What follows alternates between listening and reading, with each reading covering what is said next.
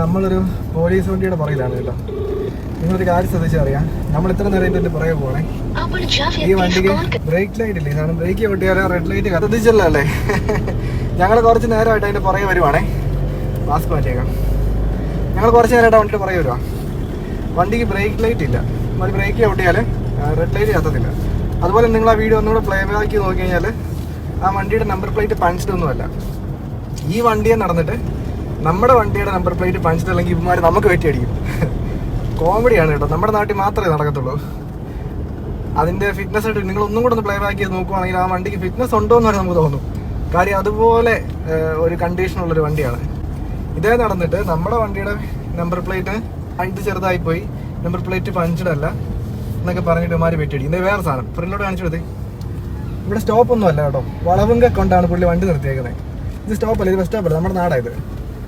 വളവങ്ക കൊണ്ടാണ് ഇത് കൊണ്ട് വണ്ടി നിർത്തിയേക്കുന്നത്. ഈ സാധനത്തിന് ബ്രേക്ക് ലൈറ്റ് ഉണ്ടെന്ന് നോക്കിയേ. ഈ വണ്ടിയുടെ ഒറ്റ ബ്രേക്ക് ലൈറ്റ് പോലും വർക്ക് ചെയ്തില്ല. നിങ്ങളിപ്പോൾ ആ വീഡിയോ എടുത്ത് നോക്കി അറിയാം, ഈ സാധനം അവിടെ ചവിട്ടി ബ്രേക്ക് പിടിച്ച് നിർത്തിയേക്കുമായിരുന്നു. അതിൻ്റെ ബ്രേക്ക് ലൈറ്റ് വർക്കിംഗ് അല്ല. ഇതിൻ്റെ നമ്പർ പ്ലേറ്റും പഞ്ചിലല്ല, ശ്രദ്ധിച്ചായിരുന്നോ? അതുപോലെ തന്നെ അതേൽ വണ്ടിയുടെ നമ്പർ, ഐഡൻറ്റിഫിക്കേഷൻ നമ്പർ എടുത്തിട്ടുണ്ട്. ആ നമ്പർ ഫുള്ള് ഫെയ്ഡാണ്. ഇപ്പം നോക്കിയോ, സംശയമാണ് നോക്കിയോ, വളർന്നിരിക്കുമ്പോൾ ബ്രേക്ക് ലൈറ്റ് കത്തുന്നുണ്ടോ നോക്കിയോ. കാരണം പുള്ളി ഒരിക്കലും ബ്രേക്ക് പിടിക്കാതെ പോകത്തില്ല. നമുക്ക് കുറച്ച് ദൂരം പോയി നോക്കാം കേട്ടോ. നമുക്ക് കുറച്ച് ദൂരം ഒന്ന് പോയി നോക്കാം. ഇവന്മാരുടെ വണ്ടിക്ക് ബ്രേക്ക് ലൈറ്റ് ഉണ്ടോ നമുക്കറിയണമല്ലോ. കാര്യം ഇത് ഗവൺമെൻറ്റാണ്. ഈ ഗവൺമെൻറ് തന്നെയാണ് നമ്മുടെ ഇന്ന് ഫൈൻ അടിക്കുന്നത്.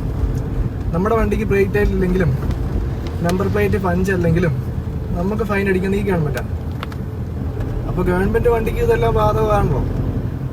ഗവൺമെൻറ് എന്ന് പറയുമ്പോഴേക്കും പൊട്ടി മുളച്ചുണ്ടാകുന്ന സാധനമൊന്നുമല്ല. ഇവന്മാർ നമ്മൾ ഇലക്ട് ചെയ്ത് വിട്ട ആൾക്കാരല്ലാതെ രാജഭരണമൊന്നും അല്ലല്ലോ. നമുക്ക് നോക്കാം, പുറകെ പോകാവേ. നമ്മളിതേ പുറകെ പോവാണ്. ഇവിടെ നിർത്തുമായിരിക്കും. ഇവിടെ പുള്ളി എന്നാക്കിയാലും ബ്രേക്ക് പിടിക്കാതെ പോകത്തില്ല. ഇതുവരെ നമ്പർ പ്ലേറ്റ് ഇപ്പൊ ബ്രേക്ക് ചെയ്തേക്കുവാ. നമ്പർ പ്ലേറ്റ് ബ്രേക്ക് ലൈറ്റ് കത്തിയിട്ടുണ്ടോ? ഇല്ല. അപ്പൊ ഇതാണ് നമ്മുടെ നാട്ടിലെ അവസ്ഥ. വൻ ശോകം. അതെ, ഒന്ന് ആലോചിച്ച് നോക്കി. നമ്മളെ ഭരിക്കാനായിട്ട് വിട്ടിരിക്കുന്ന ഗവൺമെന്റ് വണ്ടിക്കും ഗവൺമെന്റിന്റെ ആൾക്കാർക്കും ഇതൊന്നും ബാധകമല്ല. അവരുടെ വണ്ടിക്ക് ബ്രേക്ക് ലൈറ്റ് വേണ്ട, ഇൻഡിക്കേറ്റർ വേണ്ട, പഞ്ചിന്റെ നമ്പർ പ്ലേറ്റ് വേണ്ട, ഒരു തേങ്ങ വേണ്ട, പൊല്യൂഷൻ വേണ്ട. അവരുടെ വണ്ടിക്ക് സ്പീഡ് ക്യാമറ ക്രോസ് ചെയ്യാം, നോ ഇഷ്യൂസ്. മന്ത്രിമാർക്കും ചെയ്യാം, MLA മാർക്കും ചെയ്യാം. ഒരു വൈറ്റ് എന്തെങ്കിലും കതറിയിട്ട് ആർക്ക് വേണമെങ്കിലും ചെയ്യാം. എന്നിട്ട് നമ്മൾ ചെയ്യുമ്പം ഒടുക്കത്തെ കുറ്റവും. നിങ്ങൾ ജസ്റ്റ് ഒന്ന് കമൻറ്റ് ചെയ്യുക കേട്ടോ, നിങ്ങളുടെ അഭിപ്രായം. നമ്മൾ ജസ്റ്റ് അറിയാൻ വേണ്ടി ചോദിച്ചാൽ.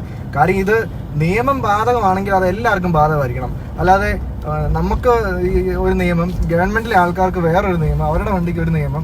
ശരിക്കും പറഞ്ഞു കഴിഞ്ഞാൽ നമ്മളൊന്ന് ആലോചിച്ച് കഴിഞ്ഞാൽ ഈ ട്രാഫിക് റൂൾസ് ബ്രേക്ക് ചെയ്യുന്നതിനകത്ത് പ്രൈവറ്റ് വണ്ടികളെക്കാളും ഏറ്റവും കൂടുതൽ ട്രാഫിക് റൂൾസ് ബ്രേക്ക് ചെയ്യുന്നത് KSRTC ആണ്. നിങ്ങളൊന്ന് ശരിക്കും ഒന്ന് വണ്ടി ഓടിക്കുന്നവർക്ക്, ഡ്രൈവ് ചെയ്യുന്നവർക്ക് അറിയാം. KSRTC ബസ് എന്ന് പറയുന്ന സാധനം ലെഫ്റ്റ് സൈഡിൽ ചേർത്ത് വണ്ടി ഓടിക്കുന്നത് നമ്മൾ വളരെ ചുരുക്കത്തിലാണ് കാണുന്നത്. ഇവരെപ്പോഴും റൈറ്റ് സൈഡിലാണ്. ഇവർ അമേരിക്കയിലെ ഡ്രൈവിംഗ് പഠിച്ച ആൾക്കാരാണ് തോന്നുന്നത്. റൈറ്റ് സൈഡിൽ കൂടെ പോകത്തുള്ളൂ. അത് വളവെങ്കിലാണെങ്കിലും തിരുവെങ്കിലാണെങ്കിലും ഇവർക്ക് റൈറ്റ് സൈഡ് മതി. എന്ത് നാടാന്ന് നോക്കിയേ.